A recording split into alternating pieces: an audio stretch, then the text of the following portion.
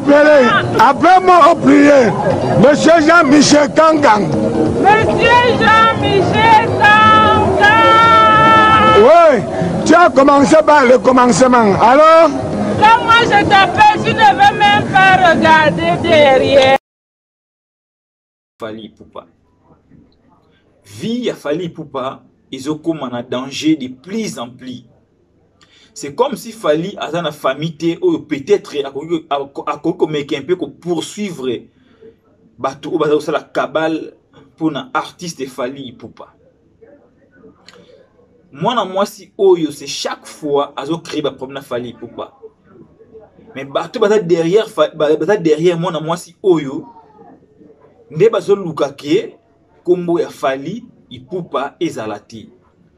Je me souviens na tala émission moko Tata Tina Oyo sala oloba na concert ya Fally Ipupa na Zénith de Paris ou Olympia comme ça au Kenda concert wana liboso ya salle wana bakoma Fally Ipupa mais eloko esalaka beaucoup plus plaisir ya komona kombo Ipupa au milobela que Fally azong si kombo ya papa. Si aujourd'hui kombo ya Ipupa ezali kolobama parce que il y a un certain Fally qui est là qui défend bien le nom de Ipupa. Mais il y a des gens, il y a des personnes qui veulent en sorte que kombo na Ipupa ils allaient terraniser au moment où yo aux des grandes sœurs ya Fally. Il faut ça là quelque chose. Je sais que ma musique au côté en penzati mais oh c'est ma musique comme banda ya makambu ya musique na ngi juste interpeller Tatatina pour comprendre que Fally Ipupa ça li petit frère na yo oyo batu ba lingi ba mekempe ba écraser na mokili donc ça va le souhaiter.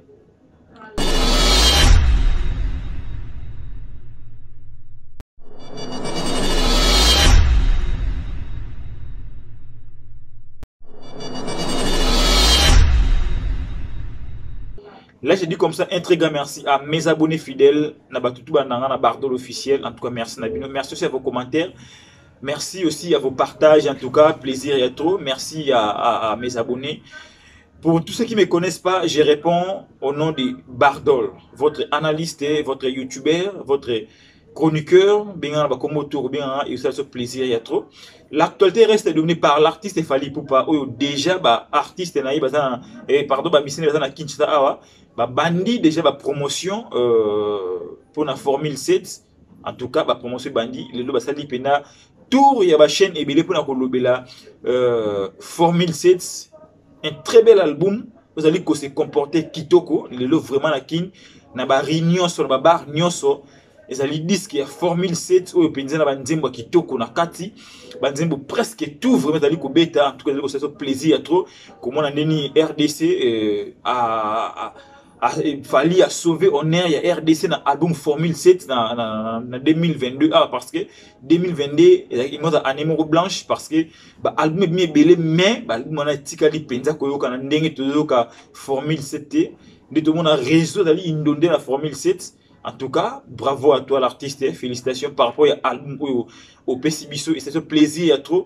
Il y a comme on a sous l'album Formule 7 parce que tu mets ça dans la TH, tu mets ça dans la Sola bien, tu mets ça dans la Frakata, et comme on a Tamoroboy en tout cas, Congo Banek OK dans l'album qui toko boy, Nengi au PCBiso, merci Fally, merci aussi na équipe où il accompagnera Fally Ipupa, merci na Ambazi les bourgeois, merci na Tango Fort, merci na Boloké, merci na bango tout tout accompagnera artiste Fally Ipupa parce que bino boza artiste accompagnera artiste donc merci à vous na album au PCBiso vite fait na ko pesa moi information tout na ko meke un peu ko relayer encore une fois des fois information oyo artiste ya Fally mais un peu ko relayer na chaîne lelo parce que la chaîne locale tant que mingi sur la chaîne câblé yango to meke un peu ko relayer yango awa lisusu déjà mission Fally bazana kin bazali ko la promotion ya album Formule 7.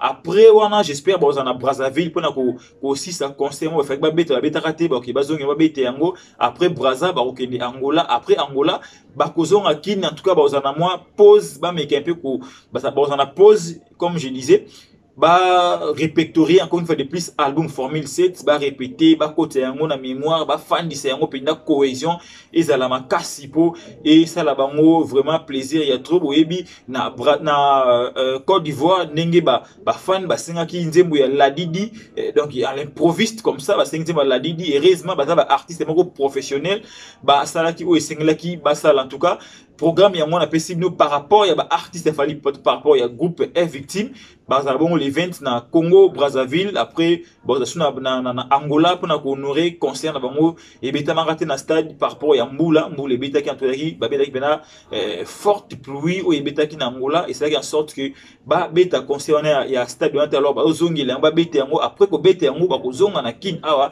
to kozala na bango penza na kin awa tamulai ba ko ba répétition ba ko tsape bakotsa banzembo ifanda penda parce que boyebi ndenge ni mamango ezala rapport kala mingte fali akomisa sous date bakende sous batourner bakenda ravana mais dans un premier temps après ko beta concert ya Angola basa sous na date musu ba ko beta te ba na biso na kin awa pona ko kisa ba nzembo ya Formule 7 na mémoire na bango en tout cas c'est une bonne chose pour na ba mission Fally Ipupa oyo lelo ba sillonner na ba chaîne presque tout yakin pour na la promotion ya album Formule 7 c'est comme ça ba artiste ndenge ba leki na ba TV ndenge na ba lobeli kaka album Formule 7 ba lobeli patron na ba lobeli ka groupe na bango en tout cas et loko vraiment na féliciter ba artiste ya Fally ba accueillir maturité moko ya makasi oyo ba artiste be na Congo na biso ba sala na ngo penza beaucoup plus mais bango quand même na senti maturité na senti vraiment que non ba sali ba artiste ba accompagner artiste Fally Ipupa bazali star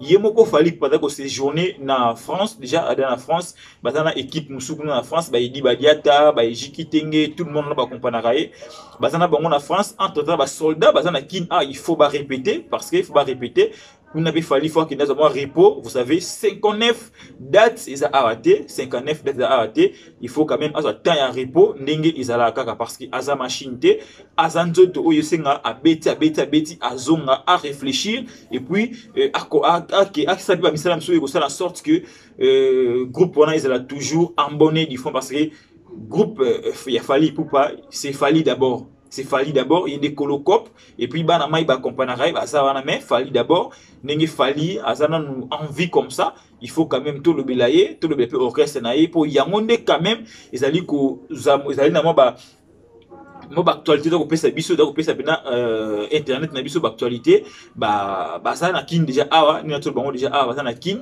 ba sali ko ça ba promotion ya Formule 7 en tout cas Formule 7 c'est un album où na tout ba album ozana ba son ya ndenge na kati album ozana nzembo ya danser na kati o le bomoni un artiste comme Wizkid Tolo Belango a validé nzembo ya Mayday nzembo ba yemba mina lingala français mais un artiste nigérien ou même pas français même pas lingala mais quand même a validé nzembo ya Mayday c'est comme ça tout le bana artiste congolais tant on sala nzembo kaka pona yo moko te mais sala nzembo pona batu ba yoka ko yemba voix ils ont la place dans la musique mais il faut que c'est très important dans la musique une mélodie na rythme mais ça la bloc où c'est là en sorte que même si un étranger a ko yemba nzembo na to ko linga nzembo na yo ata azali koyoka maloba na te et Isaac na tamo na kin en tout cas musique nigérien ba ko frapper ko sakana te ba musique ba P-Square wana ba dumi et beta na kin mais tout cas ko comprendre te dumi laksini ni tu laksini mais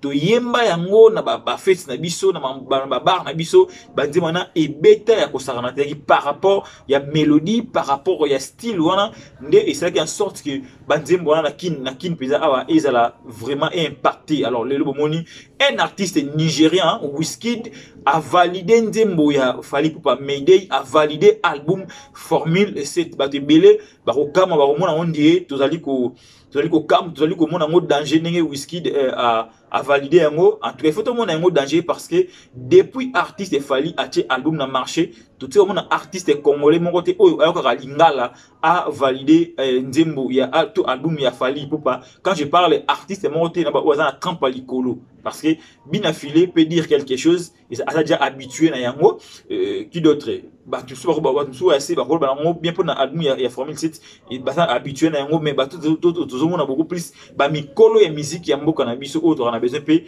moi na mkia bimisi album moko pa ya valider yango dès on a besoin ba on peut ba loba quand même par rapport rapport à album Formule 7 mais batika ko loba yango telo ceux qui un Nigérian oyo a comprendra même pas lingala alobara même pas lingala alobara même pas français mais azwindembo il y a un Congolais un artiste congolais une chanson chantée en lingala et puis mélangée en français mais un Nigérien a yoki yango et puis a validé a tia yango na Instagram na yeso boke na Instagram ya Wizkid beaucoup tapenda nzembo ya Mayday na kati wana beaucoup tapenda capture ya Mayday na kati ya story ya Wizkid. Vous savez combien de personnes au batala Instagram ya Wizkid a combien d'abonnés total dans ceux qui a combien d'abonnés na Instagram na parce que biso a ezara et ça preuve à l'appui quand tu dis quelque chose il faut vérifier yango ou parce que to lingi te ba blabla to lingi pe blabla to lingi biloko oyo sala maza ba chose vraie oyo sala mande to lingi yango biso plutôt sala. En tout cas bravo à l'artiste Fally Ipupa par rapport à album oyo a biso Formule 7 c'est un album oyo ba congolais belé vraiment ba se retrouver dans moi ba congolais presque belé ba se retrouver dans moi en tout cas et Fally Ipupa quelque chose de bien tout ça na Instagram ya Wizkid to Lukaye Wizkid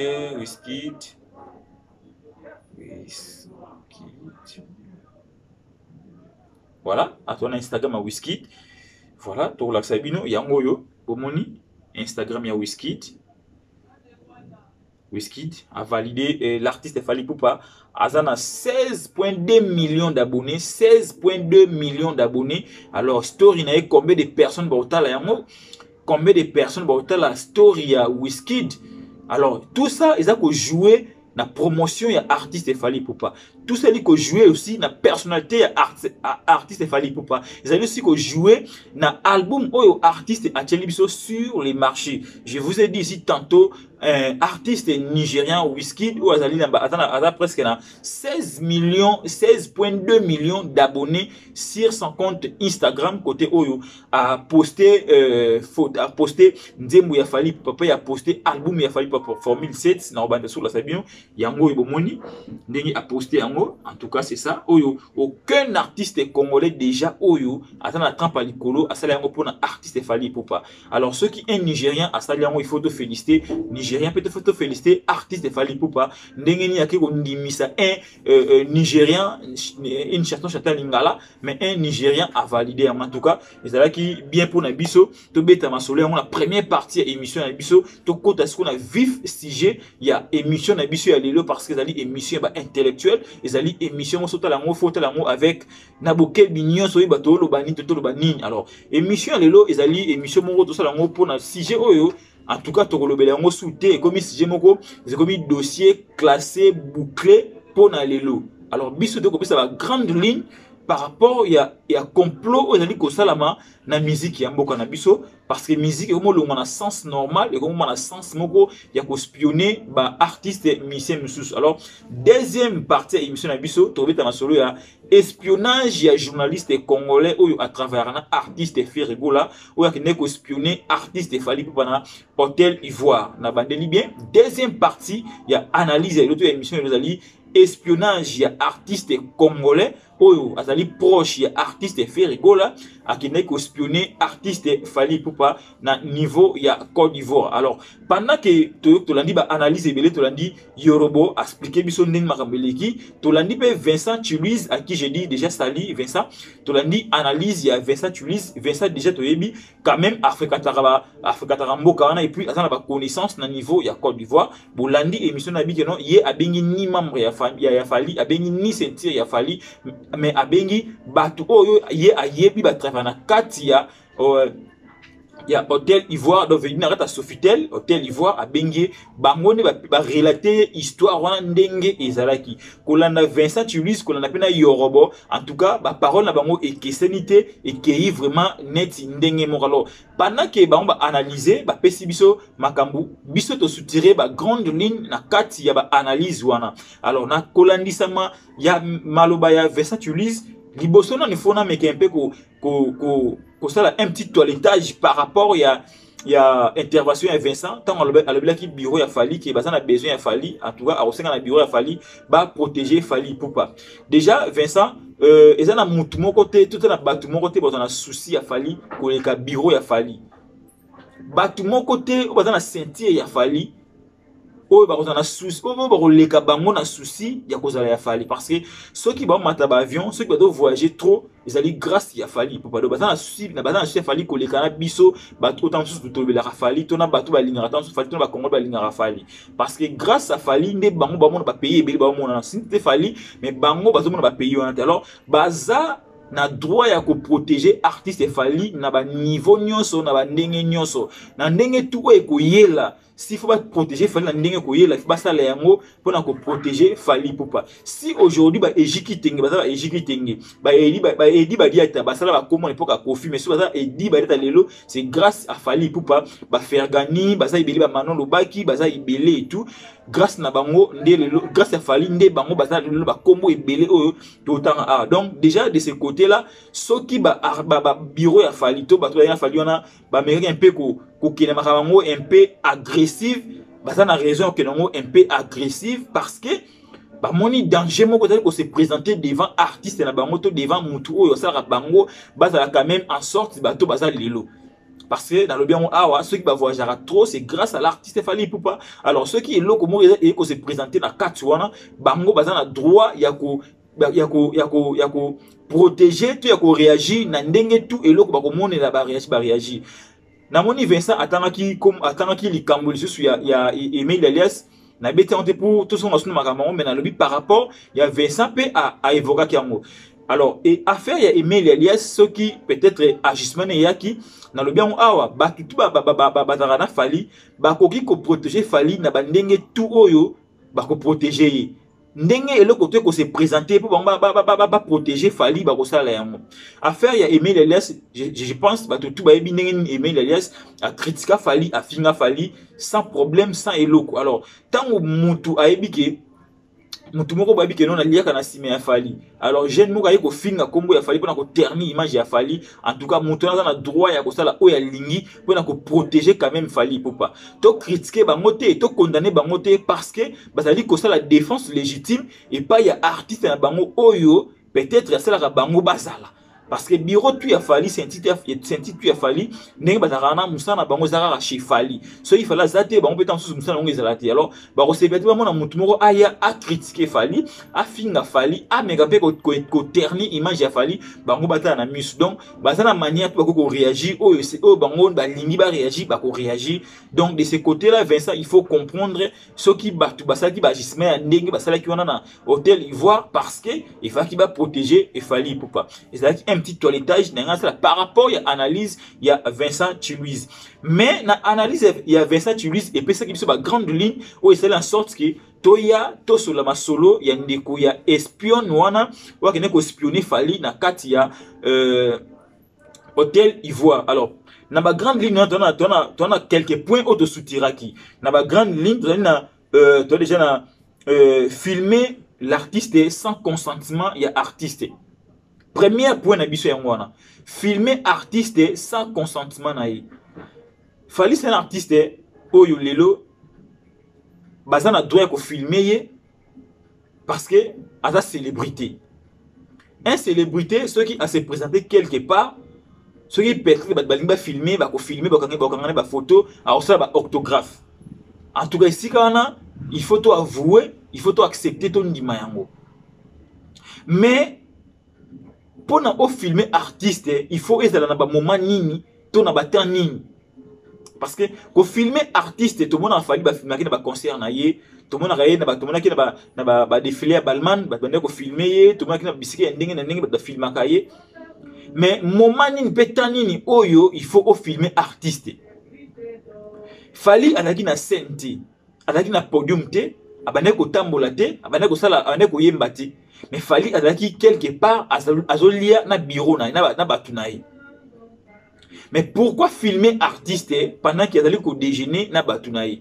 Koutou déjà pour un respect à artiste ceux qui ont monié azana bureau na ye pour na ko senga octographe to kangane photo il faut ko senga consentement ya artiste wana okoko ya jamais mbala moko ndenge wana au kangi photo net au filmer sans pour autant au sein consentement na pour lié au yazali lié te au yazako permettre à mututu à filmer à kangane photo. Tout le monde qui na coupe du monde awa il y avait un peut-être un journaliste ou youtubeur comme ça aya qui a posé et tout ba question na temps au esenga qui te eto à répondre na ba question to moment wana esenga te eto à mona un soit tout le monde ya presse aya ko se présenter liboso na e tout le monde qui agissement ya eto. En tout cas, Eto, à ça qui agissement moko boy oh bato belé ba critiquer mais à ça qui na raison ko ça agissement na. Tout le monde appelle Cristiano Ronaldo azotambola quand même un journaliste hier un micro attendre un micro sans consentement na e azo micro na aboaka yango na mai. À sa célébrité à comparaître quelque part mutamoni aye a salé interview alors n'attendez avec na besoin ça interview ti à ça qui micro na aboaka na mai. Toile et loba baloba. Mais aujourd'hui, filmer un artiste comme Fally pour passer consentement ils ont déjà infraction. Ah, en tout cas, juriste, na chaîne ngai, bon mais un peu côté ali Cameroun. Ko filmer un artiste sans consentement to ko filmer mutu sans consentement mutu wana, ils ont déjà infraction. Tu bi monde école technologie école parce que tant que ko filmer mutu, ko filmer na ba intention nini. Intention na yo eza nini tant on filmer mutu wana. Lelo to bi te belé ba image de mango ils allaient suyer par rapport à ba montage par rapport à ba ko filmer parce que mutu ko ya a filmer yo ake a monter yango a longo linzoto a tie mutu a tie na nilité moko boy alors a photo na a vidéo na a publier yango et kepe partout et kepe ko jouer na image ya artiste parce que Fally c'est une célébrité c'est un artiste oh ça connu un artiste planétaire. Alors il faut qu'on veille na makambo nyonso tout oyo eko leka aux alentours ya artiste Fally Ipupa. Pour na mutu a filmer en dehors ya scène, il faut asenga permission et pas ya artiste. Ceux qui asengi permission te et qui a filmé en tout cas ceux qui soit ba soda bazana, ceux qui soit ba bironi bazana, en tout cas ba ko réagir na ndenge o esengi na ba réagir pour na ko protéger image ya artiste na bango to image ya produit na bango. Je sais qu'il y a des juristes qui me suivent sur ma chaîne Bardol officiel. Ceux qui mutu oyo aye ko filmer mutu na endroit moko boye o esengité za permité ba filmer mutu. Sort na ye eza nini, infraction yango eza nini, ezolo ba nini selon mibeko. To boy te ke Fally c'est célébrité oyo côté à comparaître il faut pas filmer, il faut pas ça autographe. Mais est-ce qu'il faut dans la sans consentement artiste et pas filmer? Il faut toujours dans le consentement ya artiste et puis dans le consentement ya batu oyo bazali ko encadrer artiste. Déjà il y a fallu ko kangana photo ko poster ko publier et ça déjà mbongo peut ko rendre yo célèbre. Et ko rendre yo célèbre. Parce qu'il fallait c'est un artiste, c'est une star professionnelle ou c'est une star planétaire. Tant qu'on a une photo, il y aura d'autres personnes qui vont découvrir yo à travers photo. Ah, mutu ou quand une photo na fali atanan. Par contre, on va se poser la question. Il y a pas mal de gens qui ont payé belé ba biso soit comme à l'étranger. Ba tout na bango que non, yo za mutu au timbo ka fali so na Congo mboka ba fali. Ça c'est déjà quelque chose. C'est que c'est un artiste ou za na combo na monde.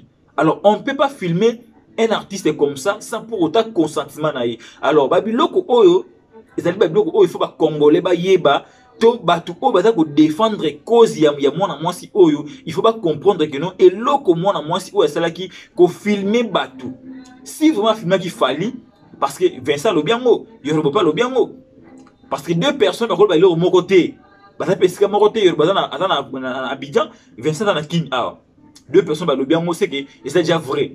Alors, bato baza ko défendre ndeko na biso espion na biso oyo ko spéner Fally na hôtel Ivoire, bato baza ko défendre est-ce que boyebi eloko ndeko mwasi asali za infraction. Ce qui le Fally a tenté procès par rapport à une vidéo na ko sala Fally pour boyebi que ndeko mwasi on a la prison.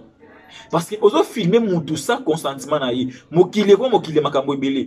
Biso na bino to yebi que pasteur mukuna. Basala vidéo moko awa affaire ya Mami Chibola. To yebi ndenge ni c'est pas ça. To yebi ndenge ni joua ki na personnalité ya pasteur mukuna. Pasteur Moïse Mbi likamnena bafeno awa. Vidéo moko bima oza pasteur Moïse Mbi. To yebi ndenge ni et joua na personnalité ya pasteur Moïse Mbi. Alors tant on doit filmer un artiste Fally Ipupa. Aye ko filmer sans consentement na ye. Alors ben attention na ye elingaki ezala nini. Monde est comme évolué. technologie est comme évoluer et loko nyonso tango sala ngo il faut to yeba quand même et vous allez que ça la ngo pona nini to faut ba yeba mutu tel a filmé qu'il fallait alors comme a filmé qu'il faut to yé après micro ce qui ba image moko abusif et bimi c'est que mutu tel ndé a sala kiango à ce moment là ba ko yeba ko interpeller mutu ango mais pendant que mutu la ko filmer mutu ça consentement na ko ba yebi mécanicité ko azana ngo pona nenga to filmer fallait. Est-ce que vous pouvez défendre mon temps? Vous pouvez conseil à la prochaine fois. Il y a aussi des endroits où il va filmer raté. Ceux qui sont morts, qui ne savent pas jamais filmer pour les interdits. Endroit tout va filmer raté. Lié tout va filmer raté. Au filmer en haut, lundi, botoli au caméra, tout va botoli au téléphone. Vincent, le bac on a analyse naie, mon livre quelque part.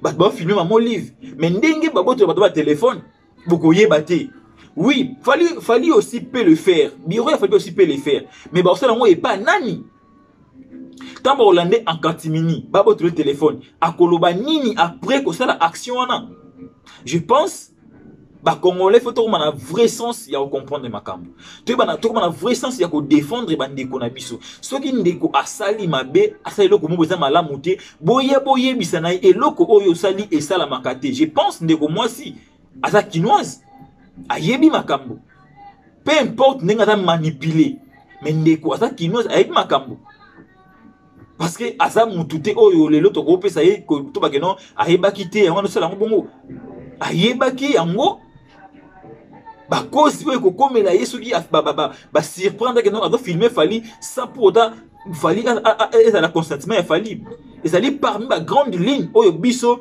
to moni to zuina na kati ya ba analyse o bande ko so ba ibisi biso alors na ba kati ya ba analyse bango to su point moko to bengi ba intention ya ndeko mwasi ezala kinini. Alors, avant de que la intention de moi si tokolobela nous deuxième personne oyo azalaki na na même table nan de konabiso ya moi ça na ko filmer fali popa. Ndeko na biso Amadou Djabi azalaki parmi batu balaki na table oyo baneko ko se ser baneko ko muto baneko filmer fali au fait balaki table moko na Amadou Djabi. Amadou Djabi a tissé ba relation malamu na fali popa. Amadou Djabi a intellectuel ou quand même a maîtrisé pas mal de choses surtout côté droit. Parce que a mécène ata bana ba artiste a bineni ba artiste ba vivaka. Boyebi Kofi avait un concert mon Côte d'Ivoire. Ba yo kanana producteur que caméra kota. Boyebi Kofi a kataka concert a vidara ngote.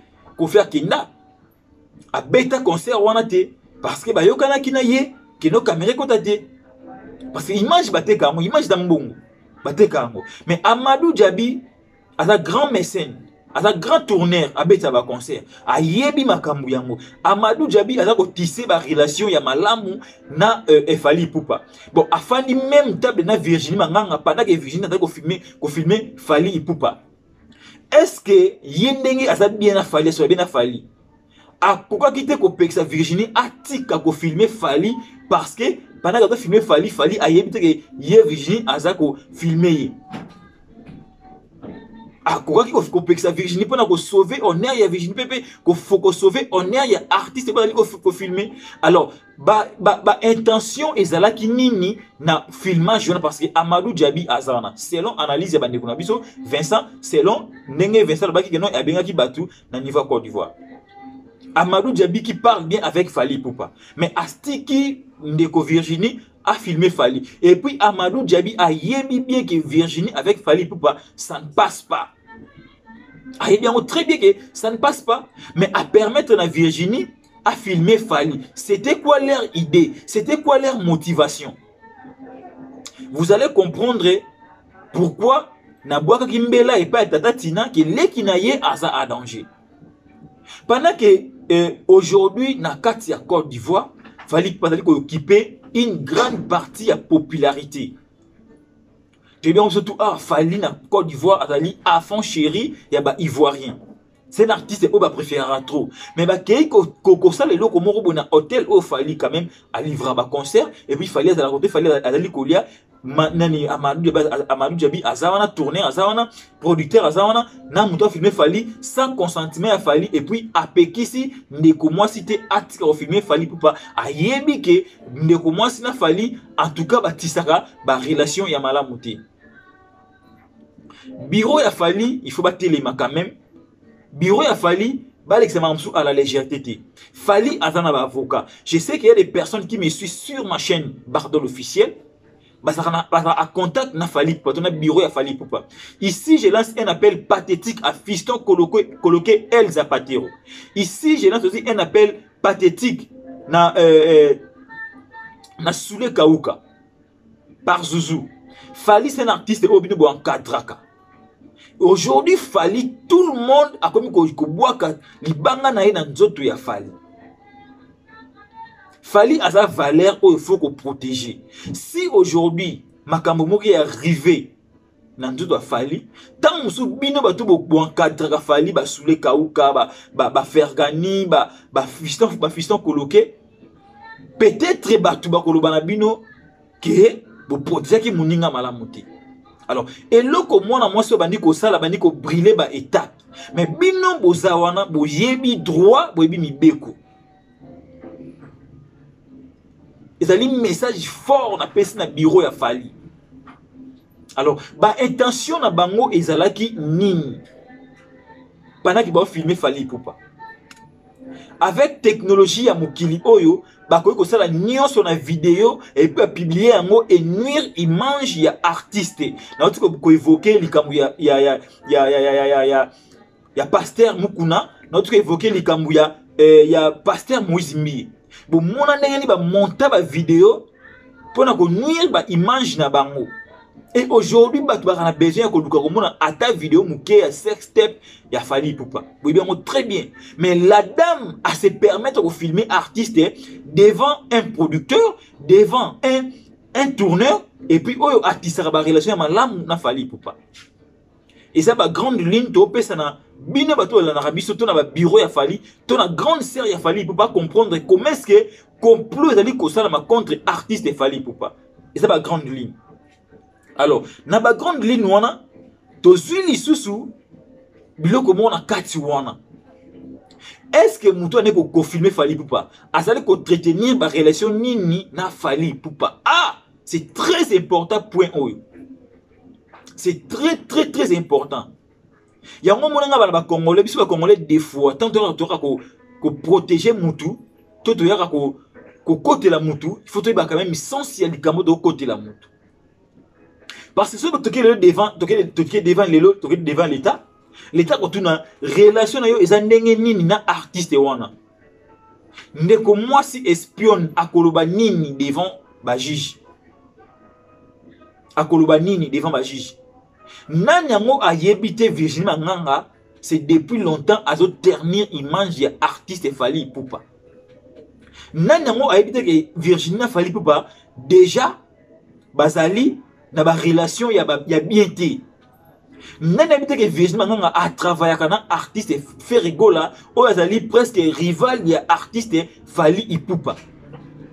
Nani a habité fait rigola à sala émission premier soin pour na ko finga vie ya artiste Fali Ipupa pour na ko biaiser na image ya artiste Fali Ipupa. Nani a habité. Nani a habité le Amadou Djabi azali parmi batu oyo quand même bazali ko aider wenge na ba concert na bango na ba single nani habité nani habité non lelo wenge eza en froid na Fali Poupa nani habité. Alors c'était quoi l'idée oyo Virginie a se permettre qui ko filmer Fali Poupa et pendant que Amadou Djabi azana soi-disant sur la bien na Fali Poupa mais a kokite ko pekisa Virginie Manganga. Relation et Virginie Fali ils ont malamouté sur ces points-là. Bohé bien très bien. Mais vous venez à la télé pour défendre cette dame à Sali Babilo ko eko coûter cachot de prison pour la fille. Fallait un avocat, excusez-moi. Fallait un avocat. Oh ce que dossier oh tout ba landi maintenant le ba awa. quand même, la dame, on s'en interpellé. Faites un avocat.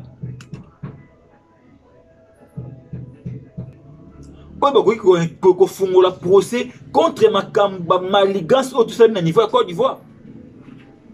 Bako sala ngope. Alors tangu bako sala yango ke mwana mwasi o à côté prison. Boko loba nini ke fali à côté prison. Avant dernier point. Bolobi violence faite à la femme. Violence faite à la femme. Peuple congolais, très chers internautes, très chers abonnés à Bardol officiel, c'est depuis longtemps fallu pour pas un problème où il y a violence faite à la femme. Vous vous souvenez encore une fois de plus, il y a famille à fallu pour pas.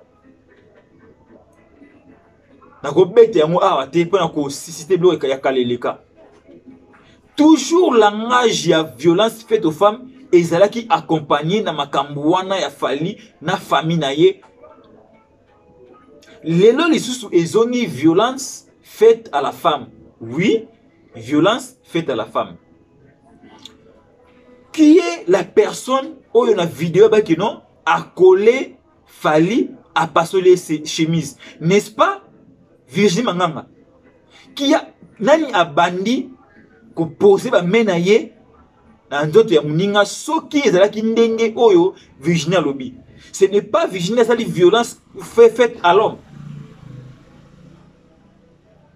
Donc vous encouragez makambo oyo vous encourager te pour na bopesa mwana mwasi oyo mutu makasi.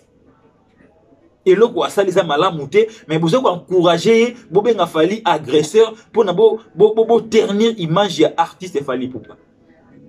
Boyebi bien côté fort il y a artiste et côté mot féminine, c'est parce qu'il fallait chanter beaucoup côté féminine. C'est un artiste oyo basi balingaki trop. Alors bo luki bo sala quelque chose, to bo créer quelque chose pour la violence faite aux femmes. En tout cas, actualité oyo et l'axi comme ba congolais tous allez dire tout na biso za déplacé qui te comprend makamu souté des fois. Violence faite à la femme. Mais moi si na vidéo yemutu a bandi violence. Alors vous voulez toujours condamner l'artiste Fally Ipupa.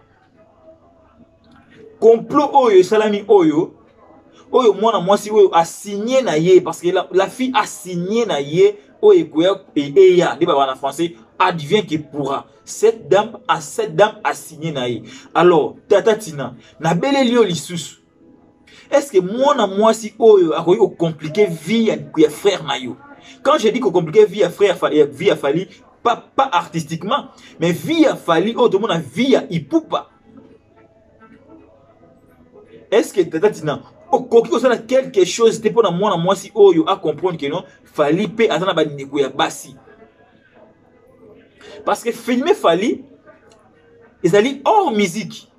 Tu as une idée na bango te so ki nini hors musique. Et ça hors musique. Alors, les non, violence faite à la femme.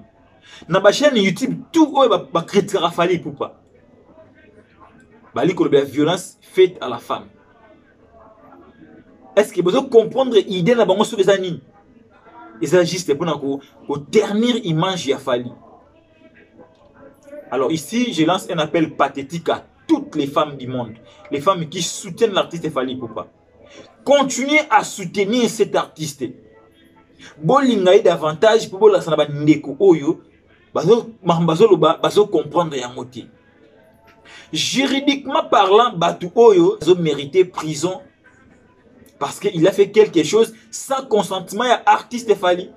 Ceux qui ont filmé Fally Ipupa na scène, ça se comprend. Ceux qui ont filmé devant côté orthographe, ça se comprend. Mais aux autres filmé Fally artiste Nathan oyo azi pose afin na staff na ye ozo filmer yango et sa provocation ce qui bureau ya Fally to ba encadrer Fally ba céder la provocation c'est parce que ba luka qui va protéger vie artiste na bango parce que bazali payer parce que artiste bango azali ko vivre point barre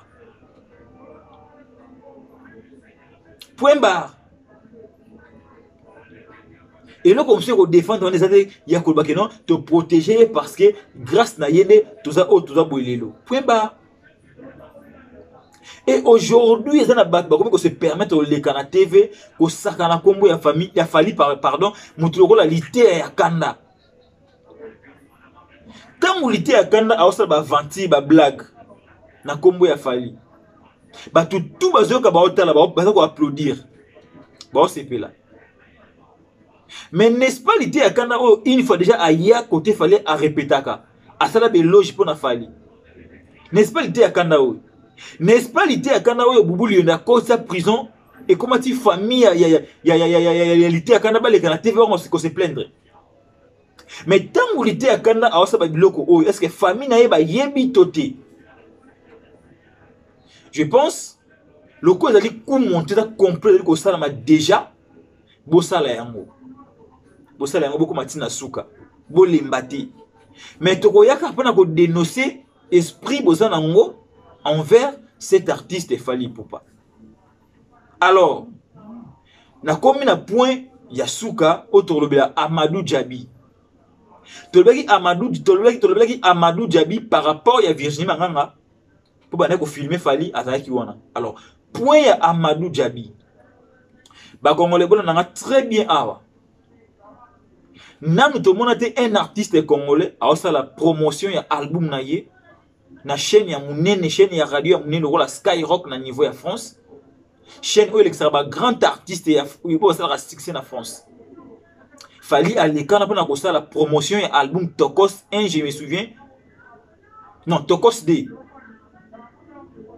en pleine émission tout cela surpris comme un américain de souche un artiste Fally Ipupa a le ba prouesse ya Fally Ipupa. C'était la personne de Teddy Riley. C'était pour la première fois que nous découvrir que et ça peut na Congolais na Skyrock na Planète Rap à cette émission un américain ba bengi abani ko pesa ba produit pour un artiste congolais. À ce moment de comprendre que non il y a peut-être quelque chose entre Fally na Teddy Riley. Tu es qui Teddy Riley. Mais c'est par là que tu comprends Teddy Riley. Amadou Djabi, yende adali muto abetaki concert ya Grand Wenge. Parmi ba œuvre, parmi ba projet Amadou Djabi adaki Grand Wenge et beta concert na endroit moko ya munene et puis ba enregistrer na Cap Vert. Bola na très bien ba complicité oyo ezouta wapi. Amadou Djabi réunificateur ya Wenge. Bravo Amadou Djabi. Réunificateur ya Wenge babandi ba marche ya concert wana. Amadou Djabi to ebité sokina mombi bazali ko traiter ba relation bango comment to yebité. Mais du coup to moni mombi aye na Teddy Riley pour na projet ya Wenge. Bravo mombi mwana mboka aye na Teddy Riley. To yebaki ete to mona ete mais to yoka na téléphone abenga Fally. Bo yebi bien que mombi na tamoko boye na Fally et komaki en froid parce que mombi a kota ki na polémique ya autotune. Avant à côté na polémique ya autotune, mombi nde alingaki a distribuer album ya fait regola harmonie ezaki album urbain, album ouvert. Mombi nde alingaki a distribuer yango. Bon na point de presse, on a bata mombi batala wana et tout. Fait regola wana et tout.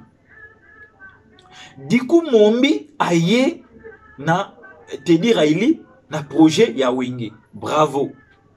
Nani oyo a cela qui en sorte que mombi a na Teddy Riley na projet ya Wenge.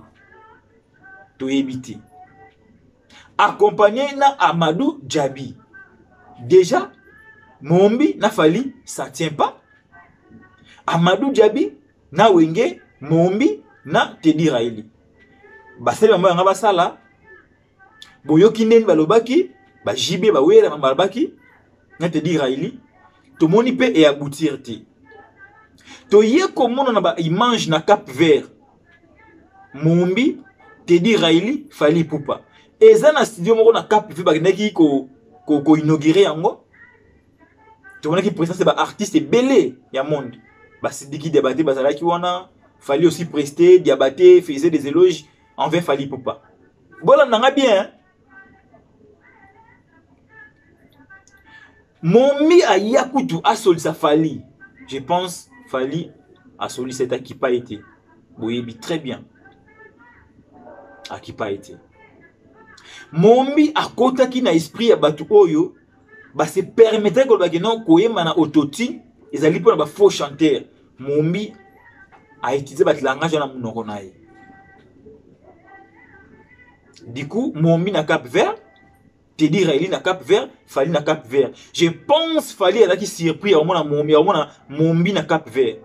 Fally savait pas que Momi rose à la Amadou Djabi et tout. Mais Amadou Djabi, réunificateur, il y a Wenge va être concert. Est-ce que vous comprenez le coup? Amadou Djabi a promis après stade ya Wenge ba ki ka va enregistrer dans studio ni même studio Oyo to monaka Fally Teddy Riley Momi na Amadou Djabi. Qu'est-ce qui se passe? Complot outi wapi? Singala mo za wapi?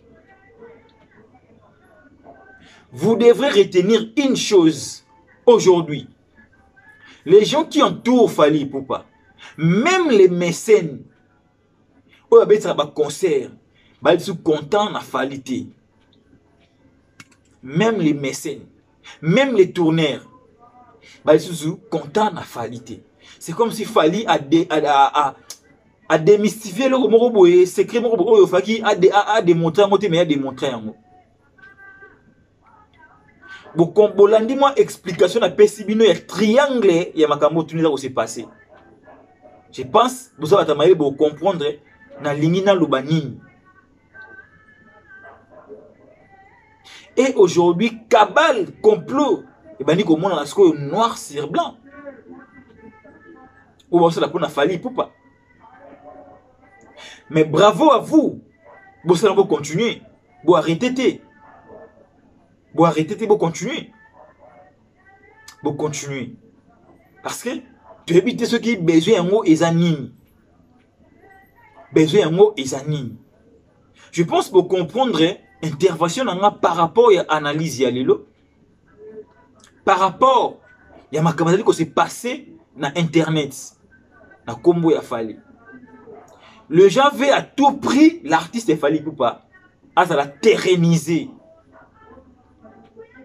Parce que chaque fois, chaque temps, chaque heure, Combo ya Fally. Et puis dans les mauvais sens. Dans les mauvais sens. Tout le monde encadrer Fally, bureau ya Fally. Il y a aussi des chaînes congolais na Kini. Na ba mission Fally. Il faut les kayango na moi keba. Même interview, même ba fête, même ba micro. Il faut les kayango na keba. Parce que makambu ils allaient vraiment m'abé. Je ne suis pas ici pour vous intimider. Pour bang Sabino, mais to éclaircir ma zone d'ombre. To me un peu analyser ensemble cette affaire parce que je ne vois pas eloroni ma be oyo tam sou Fally a sali pour na batu ba ina Fally boy. Je vais vous dire une chose. Fally alaki na motema mu ya kofunga ya collaborer na ba artistes congolais presque tout. Mais Fally a comprendre que non artiste congolais aussi bien à Liboko ou même quelque part. So comme c'est un niveau morobo, yonane akokoma susu adversaire de taille na yo. C'est que Fally a kangagé. Fally veut dire a kanga penza G. Et le ko est traumatisé ba mission congolais yango. Pour comprendre na sali traçabilité à makambo dali koleka na musique ya mboka na biso. Donc esprit à ko spionner ba artiste. Et ça, il faut que belle yango et si la izalate. Aujourd'hui, Virginie Manganga, na hôtel, il faut que à Kati Bilamba, à Miboua Kiwana, qui nous fallait violer. Elle peut le faire. Elle peut le faire. Parce que cette dame, on n'arrive pas à comprendre, à Luka Nini et pas à Fally. soyez vigilants. Protégez l'artiste Fally Ipupa. Protégez cet artiste.